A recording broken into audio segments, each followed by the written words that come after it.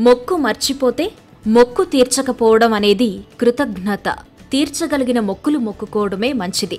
మొక్కుకున్నది తీర్చి తీరాలి. శాస్త్రం చెప్పేదేమిటంటే, కోరిక తీరినా తీరకున్నా మొక్కు తీరిస్తే భగవంతుడే మనకు బాకీ పడతాడు. నీ మొక్కు తీరేలా చేయొచ్చు. మంచి ఫలితం దానివల్ల వస్తుంది. మొక్కు అనేది ఓ ప్రతిజ్ఞ. మానసికంగా ఇది ఎంతో ప్రభావం చూపిస్తుంది. మొక్కు తీర్చకపోతే మనసులోని ఆ బాధ పదే పదే హెచ్చరించి మనిషికి ఉన్న పాజిటివ్ ఎనర్జీని హరిస్తుంది. తనపై తనకున్న నమ్మకాన్ని పోగొడుతుంది. భయంతో దారి తప్పుతాడు. చివరకు ఎక్కడికక్కడ దెబ్బతింటాడు.